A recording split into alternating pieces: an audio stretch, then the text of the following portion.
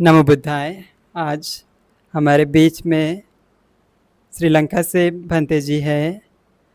हम जानते हैं भगवान बुद्ध के बारे में और भगवान बुद्ध के कुछ सूत्रों के बारे में कि भगवान बुद्ध का एक्चुअल शिक्षा क्या है, एग्जैक्टली हम बुद्ध धम्म को कैसे समझें। तो भंते जी से हम क्वेश्चन करेंगे और भंते जी आपको कुछ नई धम्म देशना के रूप में कुछ नया मार्गदर्शन देने का प्रयास करेंगे। मेरा पहला क्वेश्चन भंते जी से है, हम कैसे भगवान बुद्ध की शिक्षा को सही तरीके से समझे। सो Bhante ji, my first question is how to understand what Buddha taught exactly. Okay. Take it, Namaskar, Bhante ji. everybody. Namaskar, everybody. Namaskar, Bhante. We today we discuss. Bhanteji's question is how to understand Dhamma. What Buddha said. It is a very good question because people think it is, if it is written in somewhere, if the original text is somehow we trace the original text, it is easy to understand because we know that this is the original text. But even if it is in the original text, somebody should comment. A teacher should comment who knows Pali to understand the exact meaning what the Buddha has said. His knowledge, his words are so profound, so uncommon to the normal people. Without a commentator, without a person like Bhanteji or somebody, teacher, normal person cannot understand. Even you say Sabbapapa Sakarna, Kusala Supasampada, Sachitta Pariyodapana, Etam Buddhanu Sasanam is everybody in India, in Sri Lanka, everywhere, everybody knows that. But so far, 90% of Sri Lankan Buddhists, I don't know how much in India, it must be same, almost same misconception. 90% think it is Kusala is about Punya Karma. Okay? Even before meeting my teacher, I knew, as I became monk, I knew that these are two different things, issues. So what the Buddha has taught exactly, it is the best thing, I think, Bhante. You must be truthful. If you don't know, you must say that I don't know. And listen to the Bhante or somebody who know the subject. Sometimes you think you know, but actually you don't know anything. The heaps of Dhamma, heaps of good, very big volume of some knowledge is a problem than help. But in other case, Buddha says, whatever you learn, Sabban Sutta Manyeta, Hina Mukkata Majjima. See, Buddha says, whatever possible, Hina means low things, very simple things, Majjima, the middle class things, the Usas, Uttama things, everything you must learn. Don't think this is simple, trivial, don't leave it. Everything you can learn. But don't think some people learn so many texts in the Buddhist structure, not about life. They don't look at the life, what is life happening. In Buddhist countries like Sri Lanka, we have a tradition that we think when you become a monk, from the very young age they become monks. That is a bad thing, I think. Not always good. To tell you very softly, it is not always good, you can say. If you tell very truthfully, it is almost bad. That is the truth, because the young person doesn't understand the life. But in rare cases, like my teacher, for example, my teacher became a monk also a very young age, 14 years. And he is my teacher. I am not a minute I am ashamed to call him my teacher. He is one of the greatest, I may say that he is the greatest teacher I have ever seen. He became monk very young age. It is the exception of the rule. As a rule, if somebody becomes a monk, at a very young age. It will help to go carry on the tradition, whatever good or bad, but not the Buddha's path. But my teacher, his teacher was, he was the he was the rector of the university, the Southern University of Sri Lanka, for 20 years. You see, it is an exception. When somebody is under, a student comes under such a person, he is an erudite, he is a library, a walking library. That monk, he was so fluent in every subject. When my Bhante said, when he goes to Colombo or somewhere, Colombo is our capital, everybody knows. So when he goes to somewhere, he used to buy some books. He never choose books. This is Buddhist. This is not Buddhist. Whatever books, he buys new books, everything in the bookshop. So he used to read everything. That is the real Buddhist monk, or whoever call him Buddhist monk or truth seeker or whatever. He will find the noble path, what Buddha has said. That is the short first introduction. I can say, if you have question, Bhante, you ask.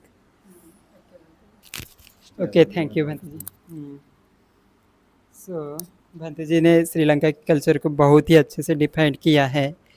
जैसे हम लोगों को लगता है कि श्रीलंका दूर होने से श्रीलंका में सब कुछ अच्छा है, बट भंते जी का कहना है कि श्रीलंका में जो बचपन से जो मंक बनने के बाद उनके भी अंदर जो लिबरल थिंकिंग जो प्रमोट करना चाहिए, जो साइंटिफिक थिंकिंग को प्रमोट करना चाहिए, उससे दूर होते जा रहे हैं। कहीं ना कहीं वो साइंटिफिक थिंकिंग उनको नहीं मिल पाता है। जो भी परंपरा में पले बड़े, बचपन से जो भी सीखे, उसी को फॉलो करना बहुत आसान है, बट जो लिबरल माइंड है, जो साइंटिफिक थिंकिंग को जानना है, वो बहुत रेयर है। तो भंते जी भी उसी को कहना चाहते हैं कि हमें लाइफ के लेसन से, ज़िंदगी के जो सीख मिलती है ज़िंदगी से, उसी से सीखना सबसे बड़ा ज्ञान है। तो भंते जी से हम दूसरा क्वेश्चन पूछते हैं। Okay Bhante ji, my second question is, how can we understand deeply and very clearly about Buddha and their teaching?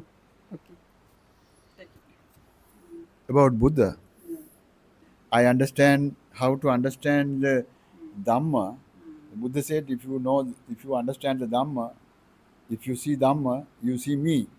So actually what he wanted, Bhanteji wanted to ask, how to approach the Dhamma, because we cannot see the Buddha, no? We can see Dhamma and we can see Sangha. So these two questions very important. The first question was about how to understand Dharma. I explained more or less. But now I will explain how to understand Sangha. Sangha is very important because we think we know Sangha. Oh, what is Sangha? These people are Sangha who are wearing these robes and they are talking about Dhamma and they have some rituals, vasavas or something, and they have 227 these disciplines. If you are a fully ordained Upasampada monk, and the Samanera monk has very 10 discipline, like that. But there was in Buddha's teaching, there's a very clear definition. Who is a bhikkhu? Who is a bhikkhu? This I heard from my teacher, of course. But again, this definition was with me when I became monk. I learned so many things after becoming monk, but the basic things I knew without meeting my monk, my teacher. That is, this definition comes in not in Bhikkhu Agga. In Dhammapada, you don't find it in the Bhikkhu Agga, not Arahanta Vagga. Not, I search everywhere I search, and very difficultly I found it. It shows that people who made this categorization, the classification of the Dhammapada, they didn't know anything about Buddhism. I feel like that, because you should put it in the Bhikkhu Agga, no?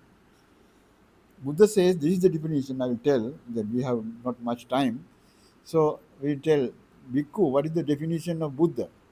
Bhikkhu is Yoda punyancha papancha bahitva brahmacharyava sankaya loke charati savi bhikkhuti uchyati. See, I will try to explain this. Bhante maybe no. Explanation is that Yoda punyancha, if somebody leaves behind. Bahitva means leave behind. Leave behind papancha punyancha. This is the basic message of Buddha. You have to, if you want to follow Buddha, you have to leave behind not only papa, you have to leave behind punya. Yoda punyancha papancha bahitva brahmacharyava. If he is becoming brahmachari, brahmachari is main big question also. What is brahmacharya?